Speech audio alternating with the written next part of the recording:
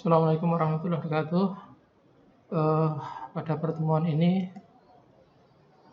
kita akan membahas tentang pengertian seni. Dan membahas pengertian seni sudah ada beberapa slide yang akan Pak Wid berikan. Tolong dipelajari pelan-pelan, dipahami, dan kemudian nanti kita akan coba diskusikan kalau memang ada pertanyaan.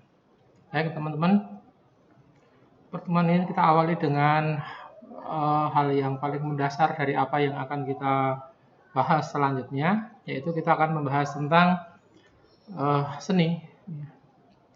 Nah, apa itu seni? Mestinya harus kita awali dari itu dulu. Ya. Baik teman-teman, kata seni berasal dari bahasa Sanskerta. Bahasa Sanskerta itu bahasa kuno pada masa sekitar abad ke berapa ya? 7, 6, 8 pada masa lalu ya. Bahasa Jawa kuno ya.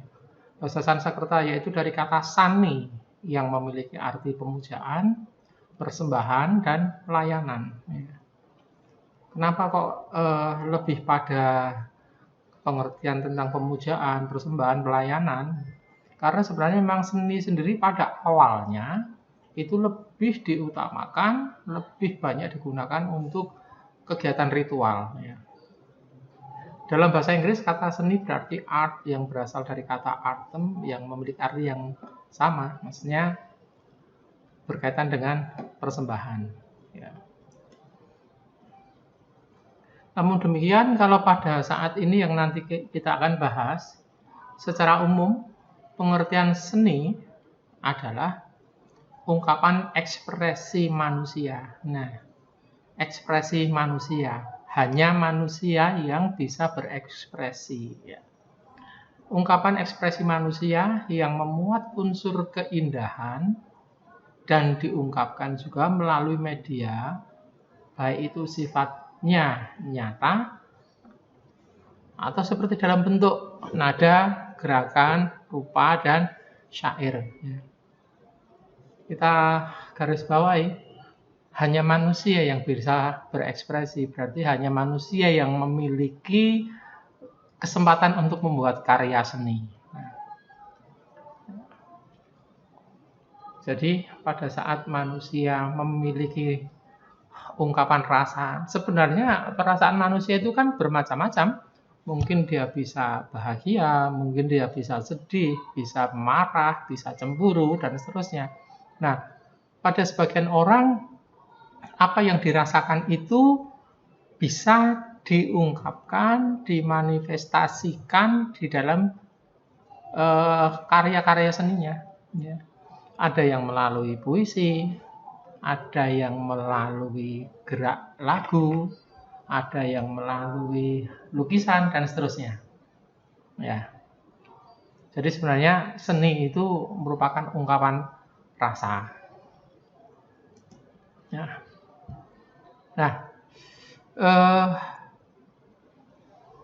namun demikian pada saat ini perkembangan fungsi seni itu mulai beragam. Kalau pada awalnya dahulu sekali, seni itu fungsinya lebih pada untuk sebagai media ritual. Ini fungsi seni yang pertama, yang paling awal muncul. Seni tidak digunakan untuk hiburan, belum. Seni tidak digunakan sebagai media pendidikan, juga bukan. Namun seni digunakan sebagai media ritual. Ya. Maksudnya sebagai media ritual adalah pada saat dulu seni digunakan untuk sarana penyampaian pesan religi atau keagamaan kepada manusia, kepada masyarakatnya. Ya. Sebagai media untuk berkomunikasi dengan dewanya, dengan Tuhannya, dengan sesuatu yang dianggap memiliki kekuatan yang berpengaruh terhadap hidupnya. Nah, dalam kehidupan sehari-hari contohnya, kalau pada masa lalu, banyak sekali bahwa kegiatan-kegiatan yang sifatnya ritual itu banyak menggunakan sesaji, menggunakan anyaman janur, ya, dan seterusnya. Ya. Dalam kehidupan sehari-hari, contohnya dalam upacara pernikahan, pasti ada sesuatu yang harus dibuat menurut aturan-aturan tertentu. Misalnya, apakah terutama yang lingkaran kehidupan ya, pernikahan, kelahiran, kematian. Ya. Maka dia memiliki, kalau kita perhatikan sebenarnya itu merupakan satu bentuk karya seni yang digunakan untuk sarana media dalam upacara-upacara itu. Ya. Ya. Kita lihat kalau orang Jawa itu setiap acara pernikahan ada yang janur kuning melengkung misalnya. Atau kalau sering lihat di pasar pagi, kalau pagi ya, sopir-sopir taksi itu nanti mobilnya biasanya dibeli bunga yang warna apa itu setangkai itu satu untai seperti itu ya. Dan lain sebagainya. Pakaian, busana daerah itu pun juga seperti itu. Kaligrafi itu juga merupakan satu contoh bahwa seni itu digunakan di dalam media religi. Nah, ini contohnya. Yang pertama ini adalah tari hudok ya. Ini dari daerah pedalaman ya. Di daerah pedalaman. Jadi di Kalimantan Timur itu ada tiga macam seni ya, seni pedalaman ya, seni pesisir ya dengan jepennya, dan seni keraton ya. Nah, ini tari hudok dengan pakaiannya rumbai-rumbai daun pisang ini bukan tari yang dipertunjukkan untuk hiburan, tapi biasanya digunakan untuk upacara-upacara adat tertentu.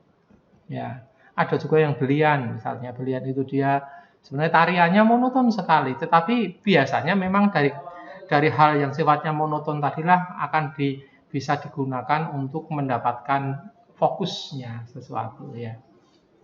Yang tengah ini lukisan di gua, ya, lukisan tangan di gua.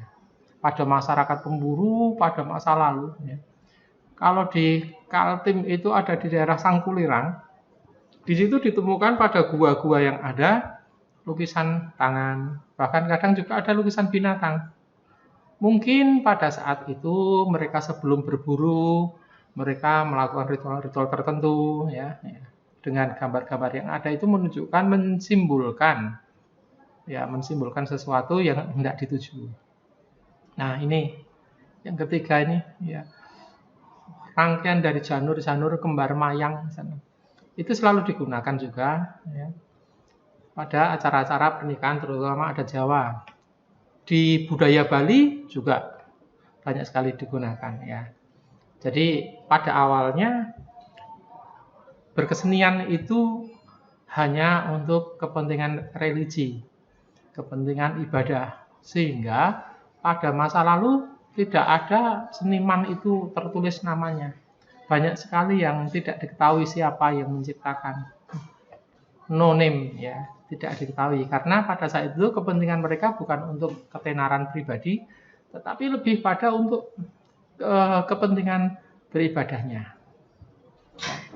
Pertama, yang kedua media ekspresi. Ya, tadi sudah kita bahas sedikit ya.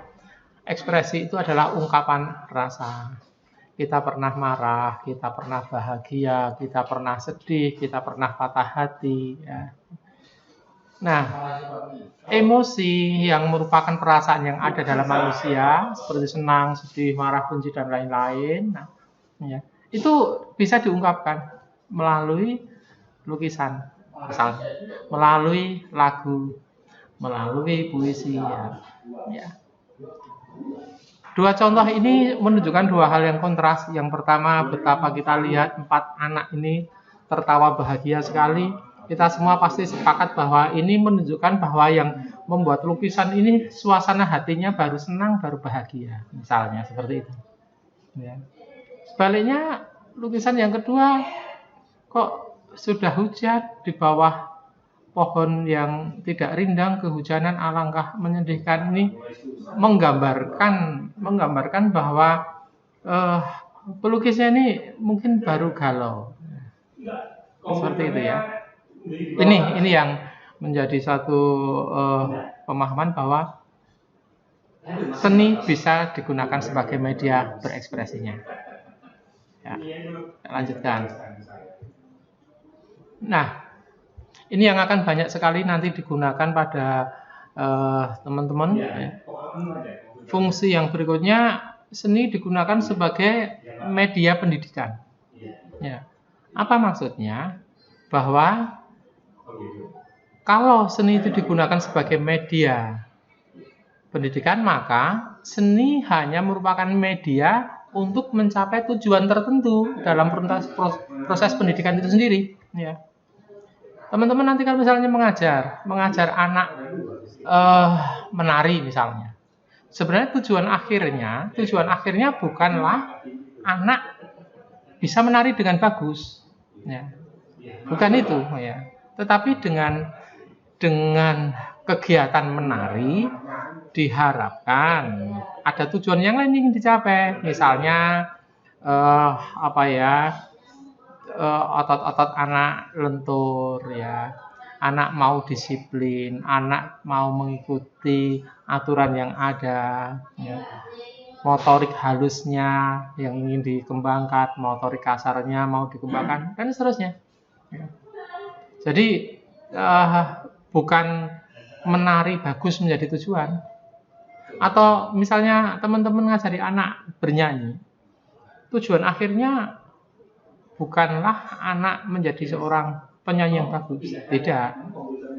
Tapi mungkin melalui lagu itu teman-teman bisa memberikan pesan-pesan moral melalui lagu itu. Misalnya teman-teman ngajari lagu Kasih Ibu.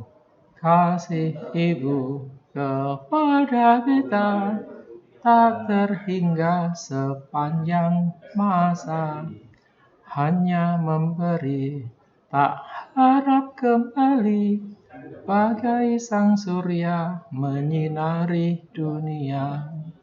Nah, yang hebat itu bukanlah anak yang hafal dengan lagu itu, bukan. Tetapi kita harapkan melalui lagu Kasih Ibu, teman-teman bisa memberikan pemahaman lebih pada anak didik kita, pada murid-murid kita, betapa suatu keluarga itu hal yang sangat berharga. Betapa seorang ibu itu sangat tulus hatinya saat dia mendidik anak-anaknya. Dan betapa kita sebagai seorang anak haruslah selalu hormat kepada seorang ibu. Nah, sehingga sebenarnya kalau teman-teman bisa memahami makna lagu itu dari 4 baris lagu Kasih Ibu itu tadi, teman-teman bisa kembangkan luas sekali. Ya. Jadi lagunya hanya sebagai media, bukan tujuan. Bisa juga nanti apakah dengan melukisnya, dengan berpuisinya, ya, itu hanya sebagai media. Itu fungsi seni sebagai media pendidikan. Berikutnya ada lagi media yang lain, ya, bahwa fungsi seni yang lain adalah sebagai media informasi, memberi tahukan sesuatu kepada masyarakat, ya. Bahwa ada sesuatu yang ingin disampaikan, tapi kalau disampaikan secara lugas mungkin kurang dipahami. Tapi misalnya sesuatu bisa disampaikan dengan lagu, dengan poster, dengan lukisan atau yang lain, maka itu mungkin akan menjadi lebih menarik. Ya, media informasi maksudnya bahwa suatu karya seni bisa lebih mudah dipahami oleh masyarakat luas. Nah, contohnya kalau sekarang ini kan baru apa itu ikat pesan ibu, selalu ingat. Oh iya, 1 memakai masker, 2 mencuci tangan dengan sabun, 3 menjaga jarak, ingat pesan ibu. Misalnya itu ada lagunya. Nah, itu mungkin akan lebih mudah dipahamkan dengan melalui karya seni seperti itu. Sebab kalau sudah dengan seni kemudian bisa terinternalisasi di dalam alam pikiran kita, maka itu akan lebih mudah dipahamkan. Ya, dengan poster. Media informasi bisa juga sebenarnya bisa dengan drama, misalnya bisa saja sebenarnya dengan drama, dengan apa ya, bahkan lawak pun, dagelan pun bisa. Pada beberapa tahun yang lalu waktu kalian belum ada, Pak Widaca mungkin masih usia SD, ada yang namanya Ria Jenaka ya. Jadi ada acara TVRI yang memakai lakon wayang yang yang dibahas bukan hanya sekedar cerita wayangnya, tapi biasanya hal-hal yang baru viral pada saat itu disampaikan melalui dagelan-dagelannya, lucu-lucuannya, tetapi lucu yang bermutu. Ya. Nah, ini ada satu contoh lagu. Satu contoh lagu, judulnya Di Rumah Saja. Nah, siapa tahu nanti ini bisa diajarkan ke teman-teman. Nah, Pak Wita, ingat-ingat dulu. Do re mi do re di la. Negeri kita dilanda virus corona, menyebar seluruh dunia. Yuk kita waspada. Pakai masker, jaga jarak, cuci tanganmu, jauhilah keramaian, tetap di rumah saja. Nah, misalnya ini satu lagu yang tercipta karena ada situasi seperti ini, kemudian supaya dikenalkan pada anak-anak didik kita, mungkin kalau dengan hanya kata-kata agak sulit. Tapi kalau dengan lagu, negeri kita dilanda virus corona, menyebar seluruh dunia, yuk kita waspada. Pakai masker, jaga jarak, cuci tanganmu, jauhilah keramaian, tetap di rumah saja. Nah, dari lagu ini, teman-teman bisa memberikan pemahaman. Negeri kita dilanda virus corona, apa toh virus itu? Bagaimana toh terjadinya penularan itu? Nah, ya, karena apa? Negeri kita dilanda di Indonesia sudah tembus per hari ini sudah 1 juta lebih yang jelas yang terkena. Sudah sekian puluh ribu yang meninggal. Ya. Dan kalau di seluruh dunia, wow sudah berapa ya? Sudah puluhan juta yang kena. Ya. Maka kita harus waspada. Apa yang harus diwaspadai oleh kita, oleh anak-anak didik kita? Teman-teman bisa selalu ingatkan ya, selalu pakai masker, jangan lupa pada saat berada di lingkungan yang, terutama lingkungan yang ramai, pakailah selalu masker. Ya. Kemudian selalu menjaga jarak, jangan berdempet-dempetan terus, menjaga jarak. Kemudian selalu rajin cuci tanganmu dengan sabun, dengan hand sanitizer, dan seterusnya. Bahkan sekarang itu, jauhilah keramaian, jangan berkerumun ya. Nah, paling aman di mana? Tetap di rumah saja. Nah, ya teman-teman, jadi ini satu bentuk karya seni yang bisa digunakan sebagai media informasi, media penerangan, ya. Nah, berikutnya, ini media hiburan, seni sebagai media hiburan. Maksudnya apa? Nah, kalau seni sebagai media hiburan adalah dengan berkesenian, dengan karya seni, bisa membuat orang lain terhibur dan bisa dijadikan sebagai sarana melepas bosan atau mengurangi kesedihan. Ya, kalau pada saat lalu ya memang pertunjukan seperti ini, ada panggung, ada penontonnya,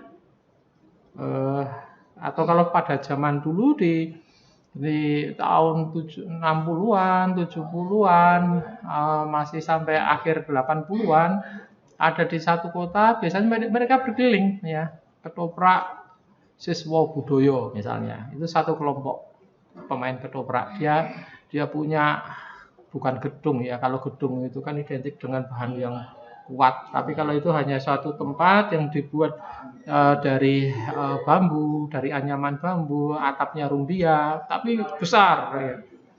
Kemudian di dalamnya ada panggungnya ya. Ya, makanya mereka tampil di situ. Kadang keliling kota dengan keluarganya ya, karena mereka biasanya mereka berkeluarga juga dapatnya dari mungkin dengan pemain yang lain. Nah, terus anak-anaknya gimana sekolahnya? Mereka membawa gurunya ikut berkeliling juga. Nah, bayangkan seperti itu ya. Itu pada masa lalu seperti itu. Tapi kalau sekarang media hiburannya kan sudah tidak melalui menonton langsung, tetapi dengan HP, dengan televisi, drama Korea, Ku Menangis dan seterusnya yang lagu itu kan, ya, sinetron-sinetron itu banyak sekali. Itu sebagai media hiburan. Ya. Tidak terhitung lagi yang para pecinta drakor-drakor ini, ya, yang selalu melihat setiap episode dengan menunggu dengan setia dan dengan rasa penuh penasaran. Ya. Ini adalah suatu seni yang digunakan sebagai media hiburan untuk masyarakatnya. Ya. Jadi tidak perlu menjadi penyanyi, cukup menjadi pendengarnya saja, misalnya. Ya. Sebenarnya masih ada selain media seni, karena nanti media seni itu terlalu berkembang. Bisa juga digunakan sebagai media terapi, misalnya. Seni digunakan sebagai media terapi. Ya. Maksudnya apa? Ya pada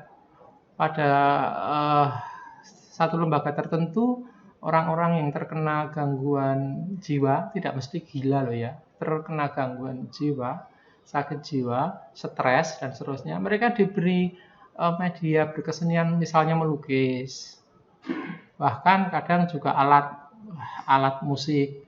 Dan jangan salah bahwa orang-orang seperti itu kadang malah memiliki kemampuan seni yang bagus ya. Ini yang jadi pertanyaan, mungkin kayaknya kalau diajak ngomong tidak nyambung, tapi begitu dia bermain musik bagus, banyak ya, melukis juga bagus, ya, ya. Itu tidak mesti bahwa gangguan yang seperti itu berakibat negatif pada yang lain, belum tentu ya. Jadi media terapi, ya. Media relaksasi juga bisa ya. Jadi kita sambil istirahat, mendengarkan musik tertentu, itu relaksasi juga sebenarnya. Atau kalau kalian pernah ke perpustakaan, maka musik perpustakaan itu pasti musiknya sangat lembut ya. Musik yang lembut, biasanya hanya instrumental, lembut sekali ya. Volumenya juga tidak boleh terlalu keras ya. Sudah musiknya enak, mengalun, suaranya pas sekali ya. Bayangkan kalau di perpustakaan yang hening itu, kemudian musiknya adalah musik rock. Nah, tidak akan tercipta suasana literasi, tidak akan tercipta lagi suasana membaca. Yang kita khawatirkan adalah yang baca sambil menggerak-gerakkan kepala, menganggukkan kepala, menggerakkan meja, kursi dan seterusnya, sehingga tidak kondusif ya. Ya, bahkan mungkin nanti media seni itu mungkin akan juga semakin berkembang, bisa saja terjadi. Atau bahkan bisa dikatakan seni sebagai media industri. Nah, sekarang itu juga menjadi salah satu hal yang baru, seni sebagai media industri. Apa maksudnya? Ya, industri menghasilkan uang. Ya. Sehingga pada saat ini seni bukan lagi dipandang sebagai sesuatu yang tidak bermakna, tidak berharga. Justru sekarang seniman itu mampu memiliki nominal yang sangat luar biasa. Ya, seniman-seniman yang papan atas itu sekali tampil harganya luar biasa. Puluhan juta ya. Puluhan juta, bahkan ada yang sampai ratusan juta dalam satu event saja ya. Bayangkan kalau kita sebagai guru honor, guru honor itu hitungnya per jam. Ya. Itu kadang juga dibayar pakai uang Jepang, yen ada ya. Ya, bayangkan seperti itu. Jadi sangat luar biasa sekali seorang seniman yang dia sudah mampu mendapatkan nama, maka orang akan memberikan apresiasi yang luar biasa. Makanya sekarang banyak orang yang tiba-tiba jadi TikToker, YouTuber dan seterusnya. Ya, itu mereka yang sudah mampu memiliki pendapatan dari situ sangat luar biasa sekali. Coba cari di Google browsing berapa pendapatan Atta Halilintar 1 bulan, berapa pendapatan Raffi Ahmad, berapa pendapatan siapa itu yang Bosco itu, ya, sangat luar biasa sekali, ya. Nanti mungkin akan ada media-media seni yang lain, silahkan nanti coba dicari-cari karena ini bukan sesuatu yang eksak, bisa saja akan semakin berkembang. Berikut kita akan lihat jenis-jenis seninya, ya, jenis-jenis seni. Cabang-cabang seni yang pertama seni rupa, ya. Apa itu seni rupa? Seni rupa adalah suatu kegiatan berkesenian yang menggunakan medianya itu melalui sesuatu yang bisa dilihat, bisa diraba, ya, biasanya seperti itu. Kalau seni rupa dia lebih banyak memanjakan mata atau mungkin juga tangan, ya. Dilihat, diraba, diterawang kayak uang, ya. Terutama itu dia bisa dilihat lukisan, ya, dilihat, bisa diraba. Mungkin misalnya kita ingin merasakan teksturnya, tekstur itu permukaan bendanya, ya, bisa jadi sesuatu. Ataupun kadang ada juga suatu misalnya pameran patung, ukiran, kita tidak diperkenankan untuk menyentuhnya, ya, seperti itu, ya. Jadi seni rupa wujud fisiknya itu biasanya lebih kelihatan, ya. Jadi misalnya seni lukis, seni pahat, ya, seni gambar, ukiran dan seterusnya, ya. Seni rupa nanti dia ada 2 dimensi dan 3 dimensi. 2 dimensi itu hanya memiliki panjang lebar, ya, kayak lukisan tadi. 3 dimensi dia memiliki kedalaman. Jadi 3 dimensi itu kayak patung, ya, misalnya, itu 3 dimensi. Ya. Dan seni tari. Kalau seni tari adalah cabang seni yang identik dengan gerakan tubuh sebagai media ekspresinya, ya. Gerakan tubuhnya, ekspresi wajahnya, ya. Termasuk dalamnya sebenarnya pantomim itu bisa juga, ya. Bahwa gerakan tubuhnya digunakan sebagai media komunikasinya. Nah, tadi mungkin Pak kelewatan. Ada yang disebut salah satu fungsinya media komunikasi. Media komunikasi itu adalah kalau seorang pelukis, ya, dia memamerkan karya-karyanya. Kalau dia seorang penari, ya, mempertunjukkan, ya, mementaskan tariannya. Itu media komunikasi, ya. Kan komunikasi itu syaratnya harus ada minimal 2 orang. Nggak boleh sendiri. Kalau ngomong sendiri hati-hati, ya. Ya, tapi minimal harus ada 2 orang media komunikasi. Ada yang searah itu berarti hanya menyampaikan, tidak perlu jawaban. Tapi kalau 2 arah berarti dia bisa saling berkomunikasi, bisa saling tanya jawab, ya. Ya. Dalam seni tari, gerakan tari atau gerakan tubuh menjadi media untuk mengkomunikasikan pesan yang ingin disampaikan melalui koreografinya, ya, koreografer, ya, penciptanya, ya. Nah, bagaimana dengan yang lain? Seni yang lain adalah seni musik, ya. Seni musik adalah karya seni yang menggunakan unsur irama. Ada ini bukan sebuah, ya, tapi suatu unsur musik itu dia ada iramanya. Nanti kita akan bahas itu. Ada temponya. Kalau irama itu berkaitan dengan panjang pendeknya nada. Tempo itu berkaitan dengan cepat lambatnya lagunya. Melodi itu alunan nada-nadanya, notnya, ya. Kalau harmoni itu perpaduan antar nada, ya. Dan vokal itu suara manusia, ya, penyanyinya, yang memiliki peran sebagai sarana untuk menyampaikan pesan seorang seniman musik tadi, musikus tadi, kepada penikmatnya. Jadi kalau seni musik pesannya itu di transfer melalui nada-nada, ya, bukan sekedar bunyi tapi nada. Nada itu setingkat di atas bunyi. Kalau bunyi itu ya seperti Pak Wid berbicara, kita mendengar gelas berdenting itu bunyi. Tapi kalau nada itu bunyi yang teratur. Nah, insyaallah nanti kita akan bahas itu. Ada lagi cabang seni yang lain, seni teater. Kalau teater merupakan jenis kesenian dalam bentuk pertunjukan drama yang dipentaskan di atas panggung. Tonton dia di panggung, tapi sebenarnya kalau sekarang tidak harus di panggung, juga layar kaca juga bisa. Biasanya drama ini menggambarkan satu babak kehidupan manusia atau suatu cerita tertentu. Nah, di situ pemain teater dia harus betul-betul menjiwai, dia harus bisa berekspresi sesuai dengan perannya. Ya, kita lihat sekilas ini ya. Ya, ini kok kelihatan sedih banget. Ini kelihatan juga bingung, ini enggak tahu apa lagi. Jadi dia banyak menggunakan mimik, menggunakan kata kalimat dialog yang untuk menyampaikan pesan-pesan yang ada, yang merupakan satu rangkaian dari satu cerita. Nah, ada lagi seni sastra, yaitu seni yang menjadikan bahasa sebagai media baik secara lisan maupun tulisan, sehingga menimbulkan rasa senang bagi orang yang menikmatinya. Jadi kalau seni sastra, tulisan-tulisan yang ada yang dari buah pemikiran sastrawan tadi yang kemudian diwujudkan mungkin dalam bentuk puisi, mungkin dalam bentuk cerita pendek, mungkin dalam bentuk cerita bersambung. Kalau pada zaman dulu, kadang kalau zaman kalian kayaknya sudah tidak ada, zaman Pak Wid masih SMP, SMA, ada yang namanya buku cerita pendek Anita misalnya. Itu kalau yang perempuan-perempuan itu sudah, ya, dia isinya hanya tentang cerita-cerita pendek saja.